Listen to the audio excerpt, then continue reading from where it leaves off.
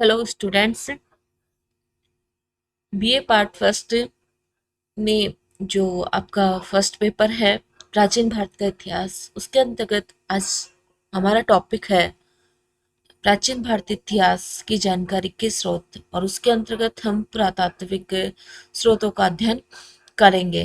पिछले वीडियो से कंटिन्यू हमारा ये टॉपिक चल रहा है। पिछले 2-3 वीडियो में हमने जो इतिहास को जानने के जो स्रोत थे, जिनको हमने दो भागों में डिवाइड किया था, पुरातात्विक स्रोत और साहित्यिक स्रोत। तो पिछले वीडियो में हमने साहित्यिक स्रोतों के बारे में अध्ययन किया, जाना कि साहित्यिक स्रोत होते क्या हैं और इनकी प्रमाणिकता को किस तरह हम देख सकते हैं। इसके अलावा किस किस टाइप के साहित्यिक स्रोत होते हैं, तो वो सब हमने पिछले वीडियो में जाना। इस वीडियो में हम जो सेकंड टाइप है स्रोतों के अंतर्गत, उसका अध्ययन करेंगे, उसके बारे में हम चर्चा करते हैं। तो आज का हमारा टॉपिक है पुरातात्विक सामग्री।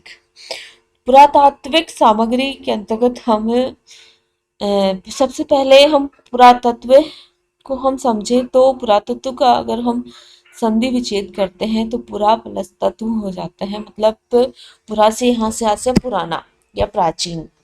तो वो हो ये जो तत्व वो सामग्री जो हमें खुदाई में या उत्खनन में ठोस रूप में प्राप्त हुई है, वो सामग्री पुरातात्विक सामग्री मानी जाती है। और एक बात और, जो भी हमें साहित्यिक सामग्री प्राप्त हुई है, जो भी हमें ग्रंथ या पुस्तकें हमें प्राचीन भारत में, चाहे वो धार्मिक हो चाहे वो धर्मनिरपेक्ष हो, उन सब की प्रमाणिकता हम पुरातात्विक सामग्री से सिद्ध करने की कोशिश करते हैं। तो यहाँ यह महत्वपूर्ण है कि जो पुरातात्विक सामग्री है उस वो वैज्ञानिक रूप से प्रूफ है, यानी कि उसमें वस्तुनिष्ठता है, उसमें वैज्ञानिकता है, वो अपने आप पे प्रमाणित मानी जाती है। तो आज हम पुरातात्विक सामग्री के बारे में अध्ययन करते हैं कि इसके अंतर्गत हम कौन कौन सी सामग्री का अध्ययन करेंगे।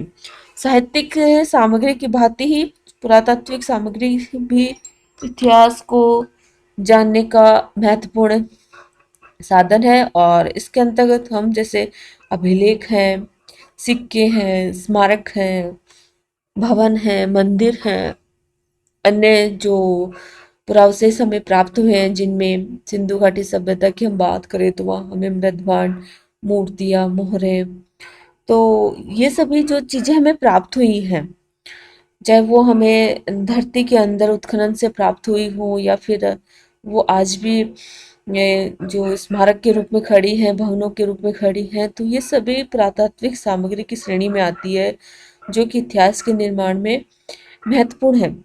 तो सबसे पहले हम पुरातात्विक सामग्री के अंतर्गत अभिलेख को लेते हैं। अभिलेख जो है उनकी उपयोगिता के विषय में केवल हम इतना ही कह सकते हैं कि जहाँ हर प्रकार के साधन शिथिल पड़ जाते हैं, तो जहाँ हमें कहीं भी किसी जैसे सभी साधन जो साहित्यिक मान लो या अन्य पुरातात्विक साधन मान लो, उनसे जानकारी प्राप्त नहीं होती या वो जानकारी प्रमाणित नहीं होती है, वहाँ अभिलेखों से हमें वो जानकारी या वो इतिहास जुटा सकते हैं। प्राचीन भारत की राजनीतिक अवस्था पर जितना प्रकाश इन अभिलेखों से पढ़ सकता है, उतना अन्य किसी अन्य पुरातात्विक सामग्री से या साहित्यिक सामग्री से नहीं पढ़ा है। प्राचीन भारत का इतिहास है वो शिलाओं पे, ताम्रपत्रों पे, अन्य धातुओं पर उन कुछ उन प्राचीन लोगों ने लिखा है जो आज भी अमिट है, यानी जो अभिलेख हैं वो अमिट हैं, चाहे वो बड़े बड़े पाषाण शिलाओं पे लिखे गए हैं। जैसे पाषाण शिलाओं पे लिखे जाने के कारण इनको शिलालेख कहा गया है, और ताम्र जो पट्टिकाएं आती हैं उन पे लिखा जाने के कारण इन्हें ताम्र पट्टिकाएं कहा गया है। तो जैसे लोहे प्रस्तर पे लिखा, लोहे स्तंभ पे लिखे जाने के कारण लोहे स्तंभ लेख कहा गया है। और स्तंभों पर यानी कि जो पिलर्स होते हैं उन पे लेख मिले हैं तो उन्हें स्तंभ लेख कहा गया है। तो इस प्रकार हम विभिन्न नाम दिए गए हैं इन अभिलेखों को, और जिनसे जो हमें सामग्री प्राप्त हुई है वह सामग्री आज भी हमें उसी रूप में दिखाई देती है, और उसी अमिट रूप से हमें वो सामग्री प्राप्त होती है। साहित्यिक सामग्री की भांति प्राप्त है, उसमें किसी तरह का अपवाद नहीं है, यानी कि हम कहें कि उसकी जो वैज्ञानिकता है वो अपने आप में ही प्रमाणित है। भाषा विशेष भाषा विशेष की दृष्टि से हम देखें तो अभिलेखों भाषा विशेष की दृष्टि से हम अगर उसमें देखें तो जो अभिलेख हैं उनका काल भी स्पष्ट हो जाते हैं। जैसे कि हर एक भाषा या हर एक लिपि का अपना एक समय था। जैसे पाली लिपि है, वो कुछ समय विशेष में प्रचलित थी। प्राकृत लिपि है, अपभ्रंश लिपि है, वो अपने समय विशेष में प्रचलित थी। तो भाषा विशेष के आधार पर भी हम अभिलेखों के माध्यम से उस काल को स्पष्ट कर पाते हैं। तो इस प्रकार बहुत सारी ऐसी जानकारी है जो अभिलेखों के माध्यम से स्पष्ट होती है। जैसे कि समुद्रगुप्त की प्रयाग प्रशस्ति है, उस प्रशस्ति से हमें समुद्रगुप्त के बारे में जानकारी प्राप्त होती है। उसकी दिग्विजय नीति के बारे में हमें जानकारी प्राप्त होती है कि उसने उत्तर भारत के प्रति कौन सी नीति अनुसरण की थी, दक्षिण भारत के प्रति कौन सी नीति उसने अनुसरण की। इसके अलावा उसके शासनकाल के जो विभिन्न जो कार्य थे, उसके विभिन्न लोक कल्याणकारी कार्य थे, उन सब के बारे में उसकी जानकारी प्राप्त होती है। तो इसके अलावा हम इसमें ये भी देखते हैं कि जहाँ जहाँ हमें अभिलेख प्राप्त हुए हैं वहाँ वहाँ उस शासक के साम्राज्य सीमा को भी हम निर्धारित कर सकते हैं। तो इस प्रकार इन विभिन्न जानकारियों से हम प्राचीन भारत के इतिहास का निर्माण कर सकते हैं। लेकिन दुर्भाग्यवश ये है कि अशोक के पहले के हमें कोई भी अभिलेख प्राप्त नहीं होता है, क्योंकि अशोक ने भी जो दारा प्रथम था उन्हीं से अभिलेख लिखने की प्रेरणा प्राप्त की थी। अशोक के काल से ही हमें जो अभिलेख लिखने की जो परंपरा थी वो आरंभ होती है, और अशोक के बाद संपूर्ण भारत में अभिलेखों का बाहुल्य हो जाता है, जिसके अंतर्गत विदेशी अभिलेख भी समाहित है, और जो कि जिनसे कि हमें प्राचीन भारत के इतिहास की सामग्री प्राप्त होती है। भारतीय जो अभिलेखों में अशोककालीन अभिलेख है, अशोक के बाद के अभिलेख है, इस प्रकार दो भागों में हम डिवाइड कर सकते हैं। जो भारतीय अभिलेख है, अशोककालीन अभिलेख स्वयं सम्राट अशोक द्वारा निर्मित अभिलेख हैं, और अशोक के बाद के जो अभिलेख हैं उनमें सभी राजकीय अभिलेख आ जाते हैं।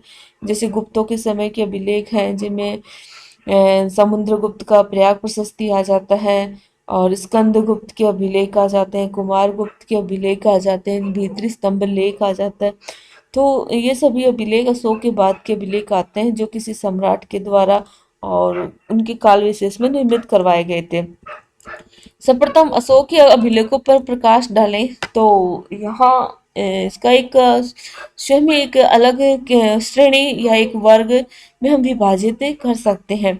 अशोक जब कलिंग विजय के पश्चात अशोक महान हो गया था, यानी कि अशोक ने कलिंग विजय के पश्चात युद्ध घोष के स्थान पर धर्म घोष की नीति अपना ली थी, और उसने मानवता के लिए और लोगों में नैतिक मूल्यों का विकास करने के लिए उसने जिन सिद्धांतों का प्रतिपादन किया, जिसके अंतर्गत जनता जनार्दन को हर प्रकार के कष्टों से मुक्त करना, उनके लोक और परलोक को सुधारना, राजा और प्रजा के बीच निकट संबंध स्थापित करना, और सभी प्रकार के जीवों के प्रति दया का भाव रखना, माता पिता गुरु की सेवा करना, इस प्रकार बहुत सारे नैतिक मूल्यों का उन्होंने प्रतिपादन किया, और उन नैतिक मूल्यों को जनता तक पहुंचाने के लिए अभिलेखों को उसने माध्यम बनाया था। और इस माध्यम अभिलेखों के माध्यम से संपूर्ण राज्य के कोने कोने में उन्होंने इस तरह के स्तंभ लेख, लघु स्तंभ लेख, शिलालेख, इन सभी का जाल बिछा दिया, ताकि जनता उसकी जो नीति थी, जो धर्मघोष की नीति थी, उसके बारे में जाने और उसकी नीति का अनुसरण करे, ताकि उनमें नैतिकता का विकास किया जा सके। सर्वसाधारण को अंधकार से प्रकाश में लाने के लिए उसने ये मार्ग अपनाया था। अशोक का उद्देश्य जो कुछ भी रहा हो, लेकिन ये सभी अभिलेख इतिहास के विद्यार्थी के लिए अधिक मूल्यवान है, क्योंकि इन अभिलेखों के माध्यम से अशोककालीन सभ्यता संस्कृति पर प्रकाश पड़ता है, और इसके साथ ही अशोक की भारत इतिहास के ये महत्वपूर्ण अंग माने जाते हैं। इस प्रकार हमें अशोक या मौर्य साम्राज्य का अगर हम अध्ययन करते हैं तो या इतिहास लिखते हैं तो इन अभिलेखों का जो महत्व है वो बहुत अधिक बढ़ जाता है। प्राचीन भारत के इतिहास को प्रकाशित करने में अशोककालीन और अशोक के पश्चात के जो अभिलेख हैं उनका विशेष महत्व है। और इन अभिलेखों में जैसे गुप्त काल में मैंने बताया आपको अभिलेख प्राप्त हुए हैं जिनकी किसी न किसी रूप से उपयोगिता है, जैसे महास्थान से हमें अभिलेख प्राप्त हुआ है। तो उस अभिलेख में हमें अकाल के समय जो अनाज भंडार का उल्लेख प्राप्त होता है। तो उस समय की जो आर्थिक नीति और साथ ही राज्य के द्वारा जो विभिन्न लोक कल्याणकारी कार्य किए जाते हैं तो उनके बारे में हमें जानकारी प्राप्त होती है। साथ ही ये भी जानकारी प्राप्त होती है कि महास्थान जो पश्चिम काल में था, इससे भी ये जानकारी कि ये सीमा भी गुप्त साम्राज्य के अंतर्गत ये प्रांत भी आता था। इसके अलावा हम इसमें देखें जैसे हरिशरण की प्रशस्ति जिसे प्रयाग प्रशस्ति कहते हैं, और ये प्रशस्ति समुद्रगुप्त की प्रशंसा में लिखी गई थी जो कि अशोक स्तंभ के नीचे ही उत्कीर्ण की गई थी। यानी कि प्रयाग जो प्रशस्ति हमें मिलती है इलाहाबाद में है प्रयाग प्रशस्ति, क्योंकि आज वर्तमान में इलाहाबाद का नाम प्रयाग कर दिया गया है। तो वहाँ जो हमें प्रयाग प्रशस्ति मिलती है उसी में अशोक के की प्रशस्ति भी मिलती है, अशोक स्तंभ भी मिलता है, और उसी में हमें कई राजाओं के अभिलेख उसमें प्राप्त होते हैं। इसके अलावा हम इसमें देखें आगे चल के तो गुप्तकालीन अभिलेखों में हम देखें तो इनमें चंद्रगुप्त द्वितीय, कुमारगुप्त, स्कंदगुप्त के अभिलेख हमें प्राप्त हुए हैं जिनसे हमें गुप्तों की वंशावली का ज्ञान प्राप्त होता है। इसके अलावा हम इसमें देखें तो कई ताम्रपत्र हमें प्राप्त होते हैं, और हमें मुद्राओं के रूप में भी अभिलेख प्राप्त होते हैं, मोहरों पर भी हमें लेख प्राप्त होते हैं जो हमें ये विभिन्न काल विशेष की जानकारी प्राप्त करते हैं जिनसे सामाजिक, आर्थिक, राजनीतिक इतिहास हम लिख पाते हैं। जैसे एहोल अभिलेख है जो चालुक्य नरेश पुलकेशिन द्वितीय का था, जिससे चालुक्य वंश के प्रसिद्ध सम्राट का ज्ञान प्राप्त होता है। इसके अलावा हम इसमें बात करें तो इन सभी अभिलेखों से हमें तत्कालीन सामाजिक, आर्थिक और राजनीतिक परिस्थितियों का बोध होता है। खारवेल अभिलेख से भी हमें जो कलिंग वंश है उसके बारे में जानकारी प्राप्त होती है।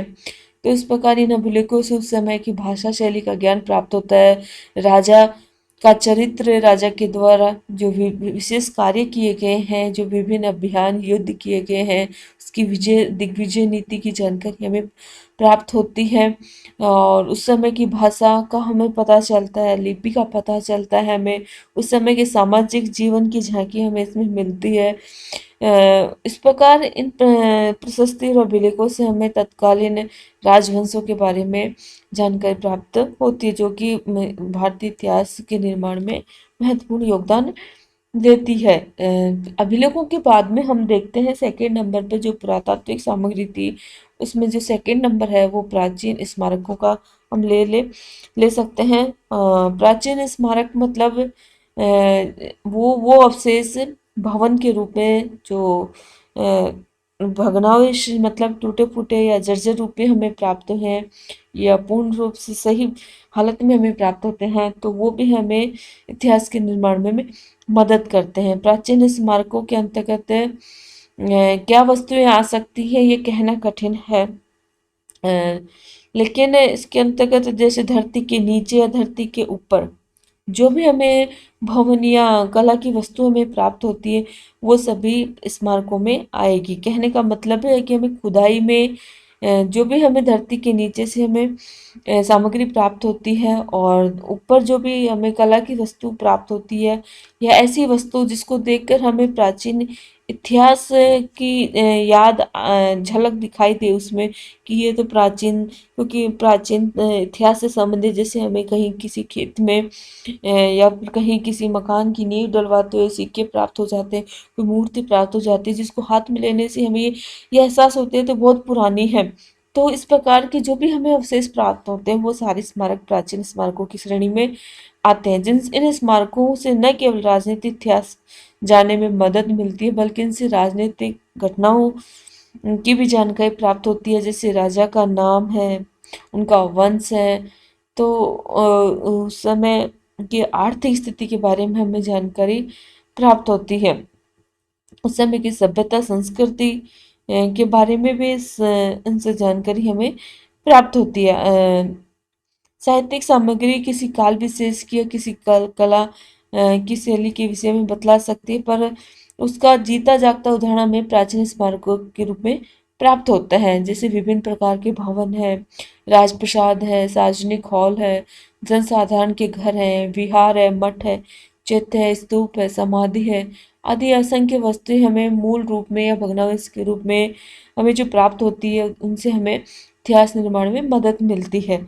तो इस प्रकार इन स्मारकों से भी हमें प्राचीन भारतीय स्मारक के निर्माण में सहायता प्राप्त होती है। इन प्राचीन स्मारकों में हम देखते हैं कि मोहनजोदड़ो, हड़प्पा, तक्षशिला, मथुरा, कौशल, सारनाथ, कश्यप, पाटलिपुत्र, नालंदा, राजगिरी, सांची, भरूच, लक्ष्मणेश्वर, अगदी, वनवासी, पतदकल, तलदुर्ग, हेलेविड, मास्की आदि में जो भी हम खुदाई की है, और उस खुदाई में हमें जो भी हमें अवशेष प्राप्त हुए हैं, वो अवशेष हमें एक अंधकार युग को प्रकाश में लाने में मदद करते हैं।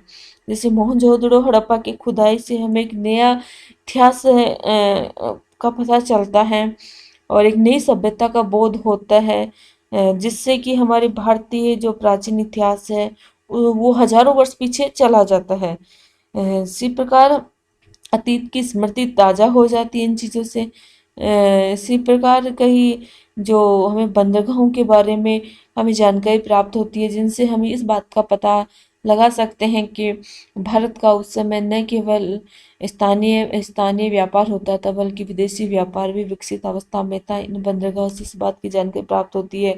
इन बंदरगाहों पर विभिन्न बाहर के जो देशों के सिक्के प्राप्त होते हैं, मोहरें प्राप्त होती हैं, उनसे इन देशों के बीच में परस्पर के व्यापार विनिमय की जानकारी, व्यापार वाणिज्य की जानकारी प्राप्त होती है। तो इस प्रकार ये दो प्रमुख प्राचीन भारत के इतिहास को जानने के दो प्रमुख स्रोत थे पुरातात्विक स्रोतों के अंतर्गत, जिनमें हमने अभिलेखों के बारे में जाना और स्मारकों के बारे में जाना। अगले वीडियो में हम बाकी अन्य स्रोतों के बारे में अध्ययन करेंगे।